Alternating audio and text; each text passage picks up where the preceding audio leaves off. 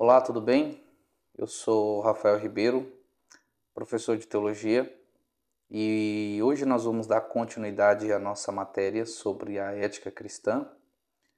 É uma doutrina que está na palavra de Deus.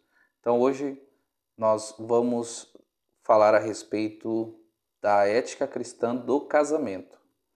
Por que eu uso ética cristã? Porque a nossa ética ela está pautada naquilo que a Bíblia diz, não é aquilo que a sociedade, as leis dos homens dizem, mas aquilo que está contido na palavra de Deus. Uma vez que toda a escritura é inspirada por Deus e útil para o ensino, para a correção, para a instrução na justiça, para que o homem de Deus seja perfeitamente habilitado para toda boa obra. É o que o apóstolo Paulo diz em 2 Timóteo capítulo 3, no versículo 22. Versículo 17, perdão. Então nós vamos hoje falar a respeito aí da ética do casamento. Eu estou na página de número 4, no tópico 2, sobre casamento, e está escrito, se você está aí com a sua apostila, deixa eu dar uma arrumada aqui no ângulo do vídeo. Se você está com a sua apostila, ponto 2, a respeito do casamento. O que está escrito? O casamento, de acordo com a Bíblia, é a união indissolúvel, se você puder, grifa essa palavra, monogâmica, grifa essa palavra, e heterossexual, tá? Indissolúvel, monogâmica e heterossexual. Esta é a definição bíblica do casamento. E de acordo com essa definição, ao criar a instituição familiar, Deus na criação estabelece os elementos constituintes de uma família. Então nós estamos aqui nos reportando a Gênesis, tá? Capítulo 2, quando Deus então une o homem e a mulher, né? Os cria e os une em uma relação amorosa familiar. Então as bases da família e do casamento está nos primeiros capítulos do livro de Gênesis, tá? No ponto A, B e C, nós temos aí a explicação do que significa cada um desses termos, indissolúvel, monogâmica e heterossexual, tá? Indissolúvel, isto é, que o casamento deve ser para a vida toda, que era o plano original de Deus para o casamento. Ou seja, só existia uma coisa que poderia trazer então a anulação do casamento, que era a morte, tá? O ideal de Deus é que duas pessoas fossem casadas para toda a vida, né? Comumente conhecido até que a morte os separe. Esse era o plano ideal, é o plano ideal de Deus para o casamento, de que ele dure para a vida toda, tá? Não é que ele dure para sempre, tá? É que ele dure toda uma vida. Então, para sempre, nos céus, por exemplo, não teremos a relação de marido e mulher, tá? Então, isso daqui é desse primeiro plano, no caso aqui da Terra. Então, essa constituição familiar é algo da própria humanidade em si e não dos seres angélicos ou do mundo vindouro. Então, de acordo com a Bíblia, o casamento ele é para toda a vida. É claro que o pecado veio e juntamente com o pecado ele trouxe desconfiguração, né, nos planos, né, nos ideais de Deus para a sociedade. Então, hoje você tem, por exemplo, a banalização do casamento, né? Se separa por qualquer motivo, se divorcia por qualquer motivo.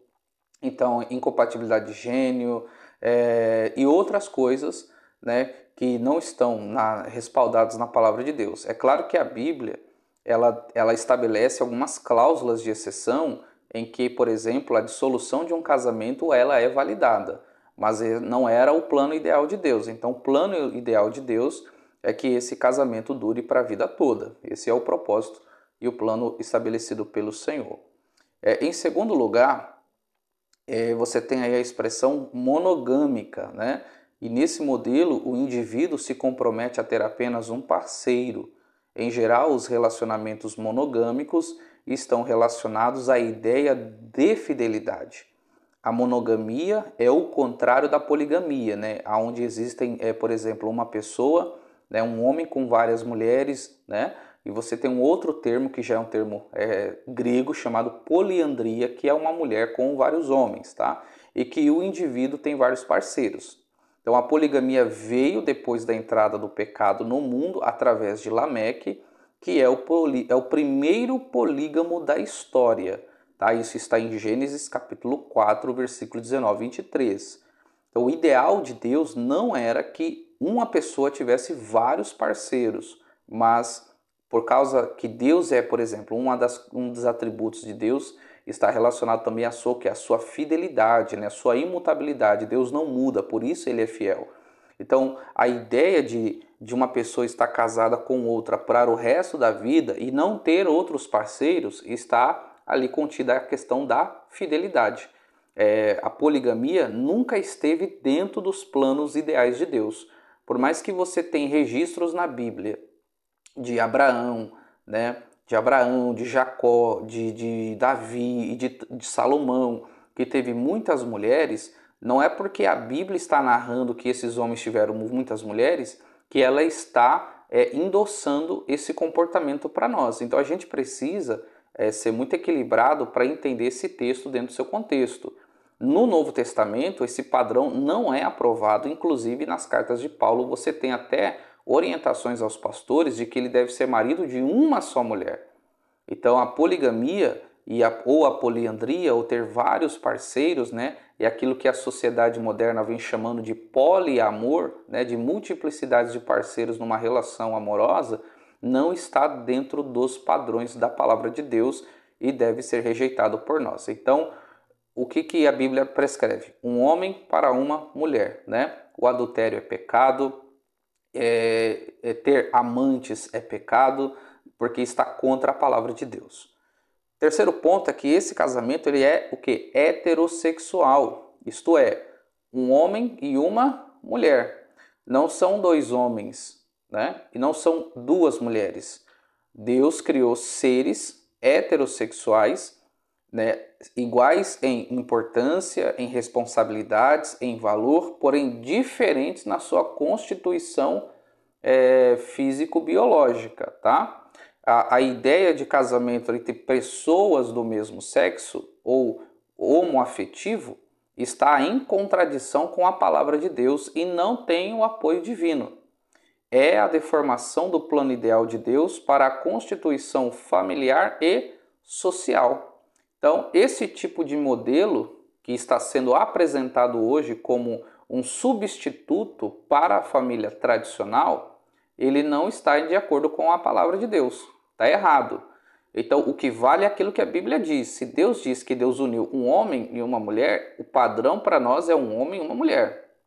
Por mais que você hoje tenha igrejas, por exemplo, igrejas inclusivas que vêm adotando as ideias do movimento LGBTista, né, essas ideias progressistas, da esquerda radical e tudo mais, mas isso não é o que está na palavra de Deus. Biblicamente falando, o casamento, até a união sexual entre pessoas do mesmo sexo é pecado, está condenado na palavra de Deus, tá? Uma coisa importante é que o casamento ele retrata a união entre Cristo e a igreja, tá? Os cristãos, e isso aqui é importante, que os cristãos, né, só se devem casar com outros cristãos. Isso aqui é um ponto fundamental. Porque geralmente quando você tem relacionamentos com pessoas que não compartilham da mesma fé, isso dá problema, tá? Se você, por exemplo, a pessoa está na igreja, é um crente em Jesus, então ele deve se casar com outra pessoa que seja crente como ele ou até mais crente ainda. Então é proibido ao cristão, por exemplo, ir ao mundo, por exemplo, ir às pessoas de fora que não são cristãs e não compartilham da mesma fé e procurar uma pessoa para poder se casar. Isso está errado, porque pressupõe-se que dessa união vai vir filhos. Então, se você tem uma mãe que é cristã e um pai que não é, então imagine o conflito de valores que vai haver, né, entre até mesmo a formação tanto moral e espiritual da criança. Então, tudo isso deve ser bem avaliado. Os nossos filhos precisam ser ensinados dessa forma, de que crente se casa com crente. Tá? Deus havia proibido Israel de se casar com pessoas de outras nações. Abraão tem uma preocupação de que Eliezer, né, o seu servo, procurasse uma esposa para o seu filho Isaque, mas desde que ela fosse dos seus parentes, não poderiam ser das pessoas que moravam ali na região, né, em Canaã. Então isso é proibido, vedado pela palavra de Deus. Uma outra coisa importante é que a intimidade sexual dentro do casamento foi criada por Deus e é fundamental, boa e ordenada por Deus. Nas palavras do apóstolo Paulo, os cônjuges têm o direito ao corpo do outro e não pode ser privado do relacionamento sexual, e que inclusive os protege das tentações. Assim como o sexo antes do casamento é pecado, falta de sexo também é pecado. Então esse aqui é um ponto importante. Então quando você tem ali o casamento dentro dos moldes bíblicos e cristãos, pressupõe-se que este casamento ele terá uma frequência sexual, tá? Como eu disse aqui, né, está escrito na apostila, falta de sexo no casamento é pecado, porque o sexo ele é ordenado por Deus, tá? Se você quer saber mais sobre isso, leia 1 Coríntios capítulo 7, tá? dos versículos 1 ao versículo 5. E também, fora do casamento, ele também é pecado. Então, dentro do casamento, a atividade sexual é, inclusive, para a felicidade dos cônjuges e os protege das tentações. Porque, inclusive, no versículo 5 de 1 Coríntios 7, Paulo ele diz que para que Satanás não vos tente por causa da vossa incontinência. Então, ali, pensando no contexto de Corinto, então você tinha ali os templos pagãos, você tinha as prostitutas, então o risco de infidelidade era muito grande. Então, às vezes, a gente vê as pessoas com os mais absurdos motivos para se eximirem de uma responsabilidade que é bíblica, negando ao outro aquilo que lhe é direito. Inclusive, o pastor Augusto Nicodemos diz que o sexo no casamento é uma dívida que a gente tem para com o outro.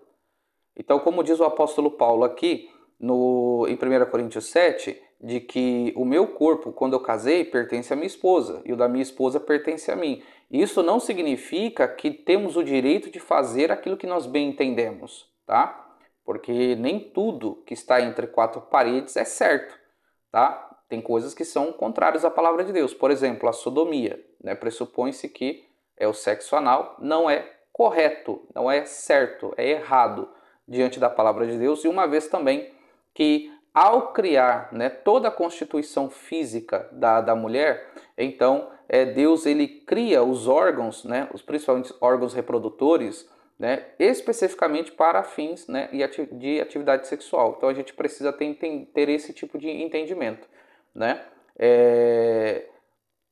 E por isso a gente não pode ir além daquilo que está escrito, né? Por mais que nós não temos, por exemplo, uma clara proibição do tipo assim, não farás sexo anal.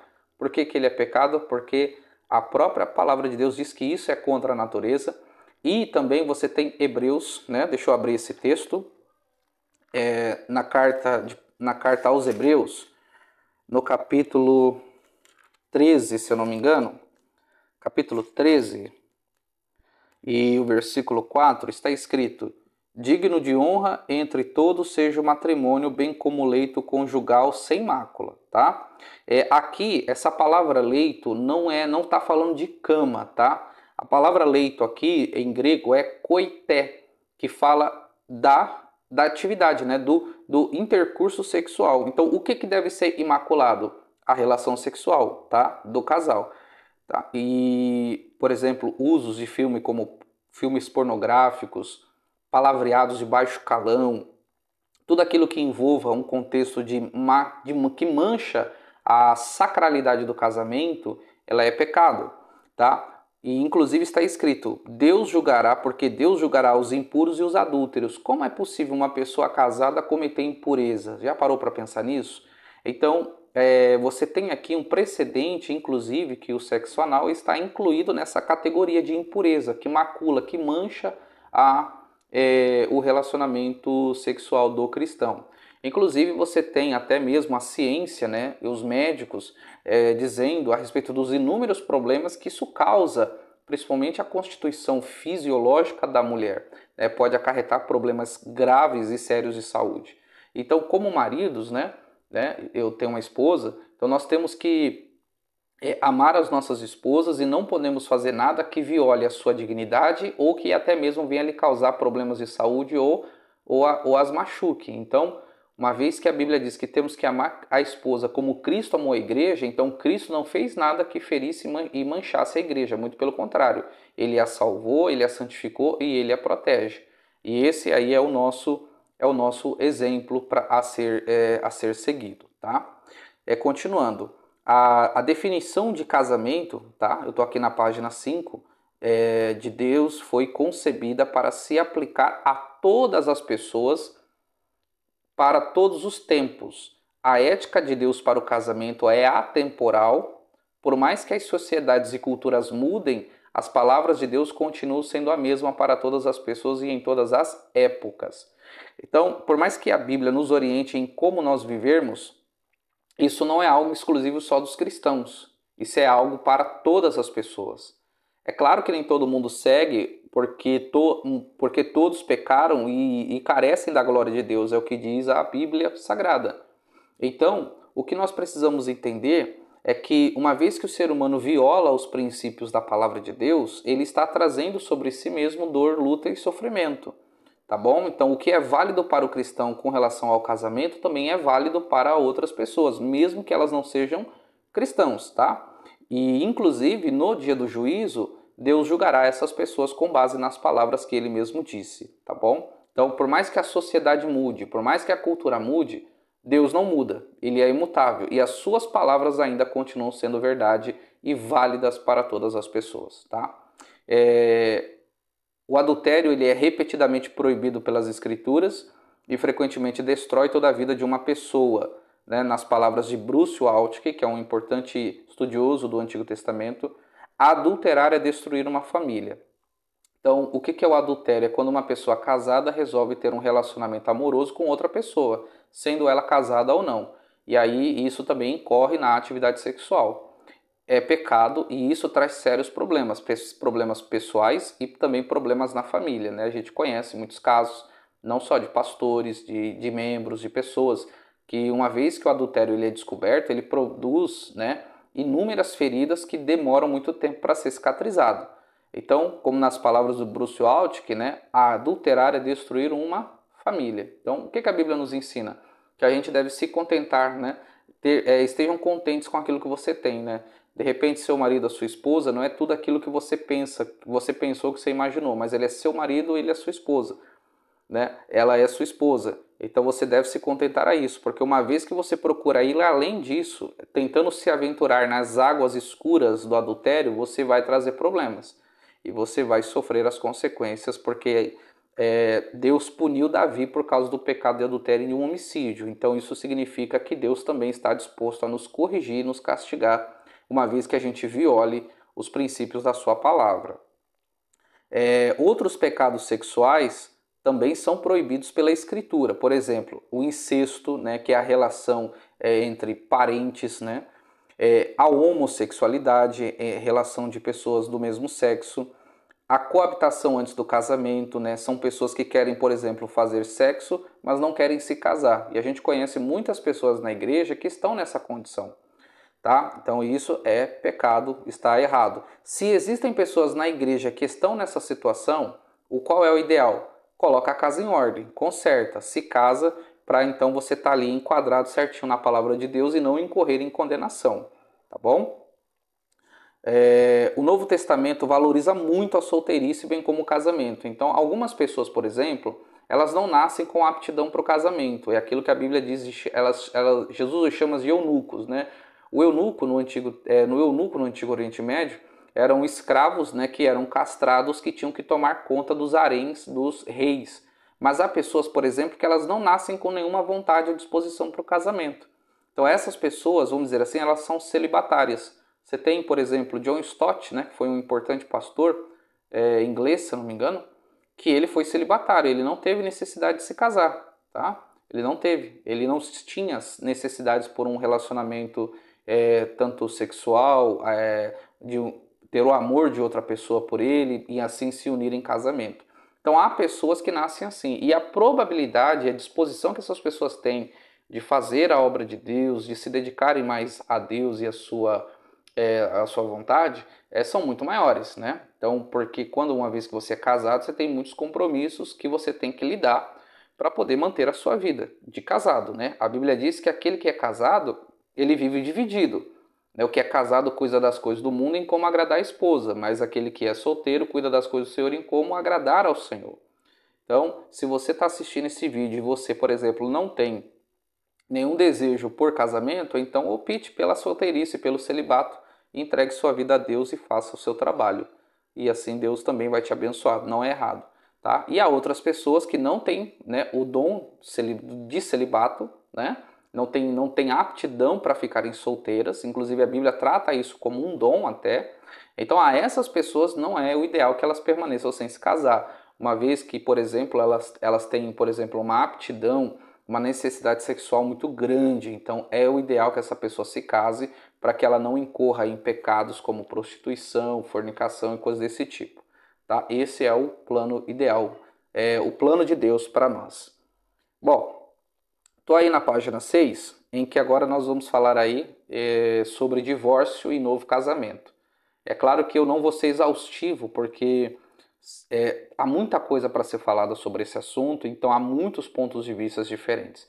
Eu sigo, por exemplo, o ponto de vista tradicional bíblico das palavras de Jesus e do apóstolo Paulo, tá? Que Jesus em Mateus 19 e Marcos 10, ele estabelece, por exemplo, apenas o adultério, né? Ou relações sexuais ilícitas como motivo justo para poder dissolver um casamento. O plano original de Deus para o casamento é que ele dure a vida toda. O divórcio geralmente traz muitas consequências prejudiciais. Em algumas situações, né, Deus tolerou e regulamentou o divórcio no Antigo Testamento.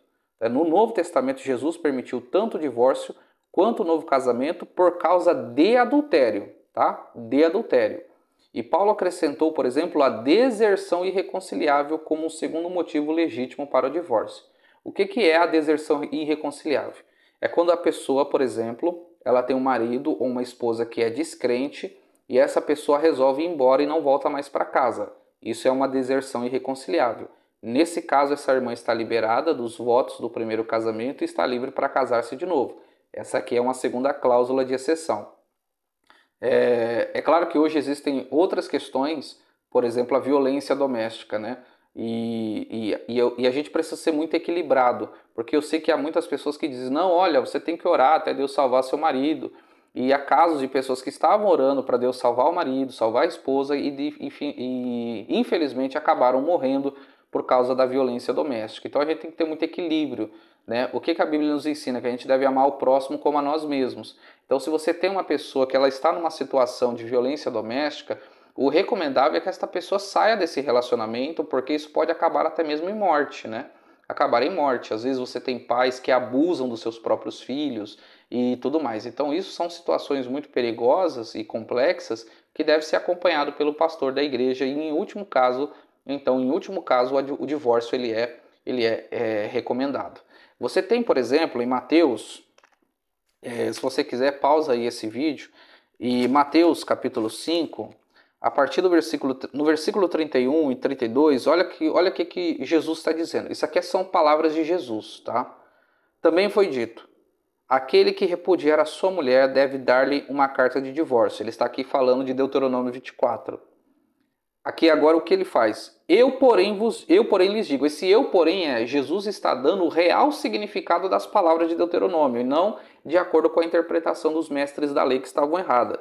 Eu porém lhes digo, quem repudiar a sua mulher, exceto em caso de relações sexuais ilícitas, a expõe a se tornar adúltera, e aquele que casar com a repudiada comete adultério. O que Jesus está fazendo aqui? Acabando com a festa dos líderes religiosos, porque eles se separavam, mandavam as esposas embora por qualquer motivo, né? Você tinha ali homens que às vezes viam uma outra mulher bonita na rua, já se separava da esposa, ou a esposa queimou o arroz, se separava dela. E o que Jesus está fazendo aqui é o que? Pondo, né, uma pedra para impedir, né, que a banalização do casamento continuasse acontecendo. Então Jesus disse o seguinte, que exceto, né, essa aqui no caso é a cláusula de exceção, exceto por relações sexuais ilícitas, né? O adultério, a homossexualidade, porque você tem casos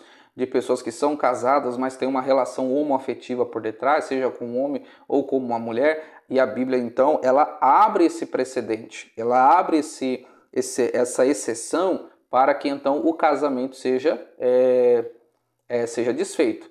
Perceba que aqui é uma permissão de Jesus, tá? Não é um mandamento. É uma permissão de Jesus, não é um mandamento.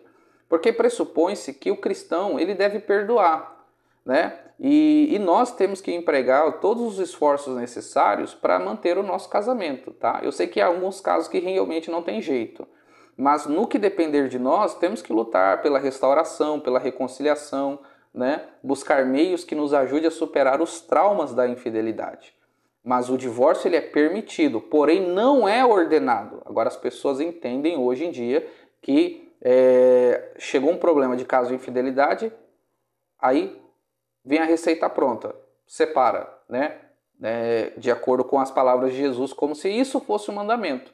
E na verdade o divórcio ele deve ser o último caso, tá? O último caso é quando a coisa realmente não tem jeito, tá? Não tem jeito. Então nas palavras de Jesus, exceto por relações sexuais ilícitas, nas palavras do apóstolo Paulo, deserção irreconciliável. Ah, mas professor, eu não amo mais o meu marido, eu não amo mais a minha esposa, posso me separar? Não, a Bíblia não autoriza. Pastor, o professor, minha esposa já não é mais a mesma de antes. É claro, ela vai sofrer ação do tempo. Então eu digo o seguinte, a lei da gravidade chega para todo mundo. O que está de pé hoje, amanhã um dia vai cair. Tá? E uma coisa importante dizer, que se você casou por causa de beleza, você vai se separar quando ela faltar. Porque a gente vai envelhecendo, a gente está sofrendo a ação do tempo. Então nós não nos casamos por causa de beleza ou por causa da estrutura corporal, porque isso com o tempo vai se perdendo. Então se nós casarmos de fato para fazer a outra pessoa feliz, independente se ela possui beleza, se ela possui algumas qualidades que para nós são tão importantes, então o nosso casamento vai permanecer. Agora a gente vê as pessoas casando por motivos errados, né? Causa por questões econômicas, causa porque a pessoa é linda e maravilhosa, e às vezes um mau caráter, e vice-versa, tá? E às vezes esses casamentos acabam em separação, tá? Não é permitido se divorciar por qualquer motivo. A Bíblia, se você é cristão e segue a Bíblia, ela é bem clara. Relações sexuais ilícitas e deserção irreconciliável.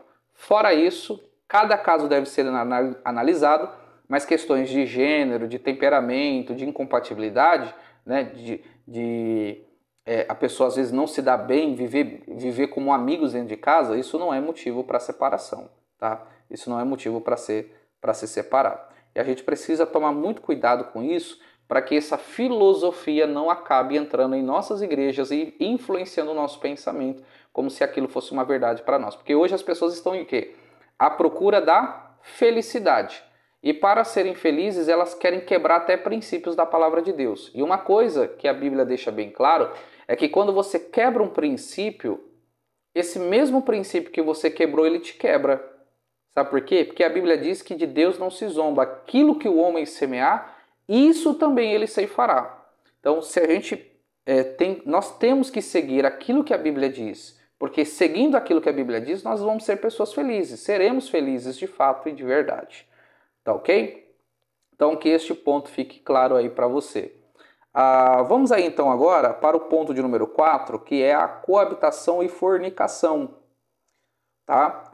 E isso hoje em dia é muito comum nas nossas igrejas. Às vezes tem pessoas que se convertem, né, e vêm para a igreja e estão numa situação como essa, tá? E a gente precisa, com muito amor e muita paciência, poder orientar essas pessoas a agirem da forma correta, tá? Então, o que a Bíblia nos ensina a respeito disso? Bom, as Escrituras com certeza adotam uma perspectiva diferente desse assunto, pois Deus exige santidade de suas criaturas, bem como das culturas em que elas desenvolvem, tá? É importante entender isso, porque se eu, por exemplo, tenho uma cultura de não casamento, eu prefiro não casar, um exemplo, mas continuo morando com a pessoa e sou feliz com ela, esse tipo de comportamento, ele querendo ou não, ele gera uma cultura. Porque isso está dizendo o seguinte, olha, eu não preciso de um pedaço de papel. Basta o meu amor por ele ou por ela, que isso já é o suficiente. Isso é erradíssimo. É errado, é perigoso e é contrário à palavra de Deus. Porque isso está, querendo ou não, desenvolvendo uma cultura. E, portanto, quando um homem se une, por exemplo, sexualmente à mulher, e ele está no ato do sexo, né, tornando-se como sua esposa ou como seu marido. Moisés ensinou que sem a intenção de casamento não deveria haver relação sexual. Ou seja, se o homem ele não quer se casar com a pessoa, então ele não deve fazer sexo com ela. Se ele não tem o desejo de levar a mulher que ama para o altar, ele não deve levar antes ela para a cama. Então isso aqui tem que ficar bem claro, tá? Se não existe intenção de casamento, não deve haver sexo, tá bom? A melhor coisa a se fazer nesse sentido, é até um pouco perigoso aquilo que eu vou falar, é que para você não quebrar um princípio, se caso você não tem intenções de casar, então se separa, né? Desfaça o relacionamento, né? E segue sua vida. Aí a partir do momento em que você de fato, não, se você ama a pessoa, se você quer viver a vida com ela, então faça de tudo, empregue todo o esforço necessário para levar essa pessoa para o altar, para levar essa pessoa diante de testemunhas e oficializar a sua união, tá? Não ande à margem da palavra de Deus, ande no caminho, tá? Por mais que o caminho é estreito e a porta é estreita, é esse caminho que vai nos conduzir à vida.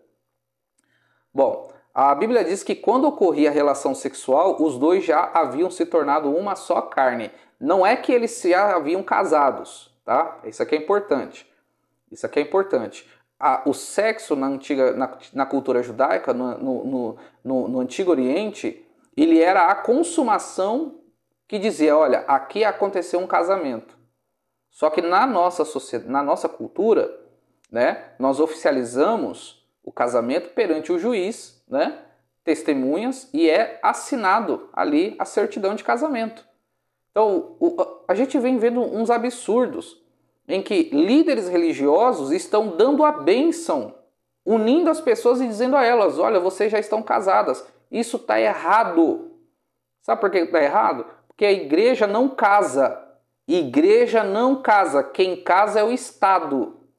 Tá? Isso tem que ficar bem claro. É o Estado quem casa. A igreja invoca a bênção de Deus sobre aquela união.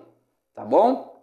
Sobre aquela união. Mesmo que o casamento religioso seja com efeito civil. Você tem ali uma autoridade que elabora um documento e esse documento deve ser reconhecido em cartório para oficializar aquela união. Então, né, esse pessoal tem que parar com essa besteira de ficar pegando duas pessoas que estão vivendo juntas, estão lá orando por ela, fazendo cerimônia e aí então invocando a bênção de Deus e dizendo para ela, olha, agora vocês estão casadas. É mentira e você não deve confiar num pastor ou num líder religioso que faz uma coisa dessa. Nós temos que falar a verdade em amor e o que vale é aquilo que a Bíblia está dizendo. Não é o que esses líderes religiosos pensam, nenhum juiz de paz pensa. É aquilo que a palavra de Deus diz. Fora isso, está errado. Tem que ir lá no cartório, tem que oficializar a união diante de um juiz, diante de uma autoridade do Estado e então invocar a bênção de Deus, caso houver necessidade de fazer então um casamento religioso. Tá ok? Fora isso, está à margem da palavra de Deus. No Novo Testamento, você tem a palavra grega para imoralidade sexual, é porneia. Né? Porneia aqui era escrever sobre pornografia. Essa palavra porneia dá origem à nossa palavra pornografia, tá? Entretanto, o termo grego referia-se a todas as formas de relação sexual ilícita, né? Ilícita. Como advertiu Paulo, os que praticam a imoralidade sexual, mais especificamente aqui, aqueles que estão fazendo sexo sem ser casados, né? É o que o apóstolo Paulo ensina, sem nenhum arrependimento ou desejo de mudar, né? Não apenas basta o desejo, mas deve haver ação para com esse hábito, não herdarão o reino de Deus. Está em 1 Coríntios 6, verso 9. Porque a Bíblia diz, porque o corpo não é para a imoralidade sexual, está em 1 Coríntios 6, verso 13, e precisamos, portanto, fugir da imoralidade sexual. Está em 1 Coríntios capítulo 6, versículo 18. A razão pela qual o nosso Senhor nos advertiu de maneira tão severa a não abusar do privilégio do relacionamento antes do casamento é que isso traz sérios danos aos propósitos divinos para o matrimônio. Quando o sexo é desfrutado antes né, ou fora do casamento, o propósito da unidade, da mutualidade, da fidelidade exclusiva e da intimidade acaba sendo distorcido e destruído. Então, há pessoas que ensinam que se você fizer sexo antes de você casar, isso vai fortalecer a sua união com essa pessoa. E na maioria das vezes o contrário é verdade. Em vez de unir, separa, porque não tem como a pessoa se unir sexualmente a outra, não sendo casado, sem que haja culpa. Né? Porque a consciência vai nos acusar. A consciência vai mostrar para nós que isso está errado. Entende? Então esse papo furado de que não, faça sexo antes do casamento para você conhecer a pessoa, né? É como se fosse test drive, né? Você vai numa agência, você gosta de um carro e você quer lá dirigir ele para saber como ele é. Não existe test drive sexual, tá? Não existe essa ideia maluca, distorcida, satânica e diabólica entre os cristãos. Como eu disse, se você não tem desejo de levar essa pessoa para o altar, não leve ela para a cama, tá ok? As experiências sexuais antes do casamento aumentam excessivamente as chances de infidelidade no casamento, bem como o risco de que ele termine em divórcio. O melhor ensinamento contra a fornicação e a coabitação está em 1 Tessalonicenses, capítulo 4, versículo 1 a 8. E ali contém as orientações do apóstolo Paulo de como agradar a Deus e se preparar para o casamento. Então, finaliza esse vídeo lendo essa passagem de 1 Tessalonicenses, capítulo 4, versículo 1 a 8. Ok? E termino dizendo, a Bíblia é a palavra de Deus. Se seguirmos a Bíblia, vamos ser felizes. Se resolvermos seguirmos aquilo que a sociedade está dizendo, aquilo que o mundo está dizendo, aquilo que as filosofias seculares estão dizendo, nós vamos quebrar a nossa cara, né? A Bíblia, ela foi escrita, é a vontade de Deus para nós. E a vontade de Deus ela é boa, perfeita e agradável. Por isso a gente precisa andar, obedecer a palavra de Deus. Que esta aula te abençoe e te espero para a próxima aula, em que nós vamos falar aí a respeito sobre o cristão e o controle de natalidade. Que Deus te abençoe, em nome de Jesus.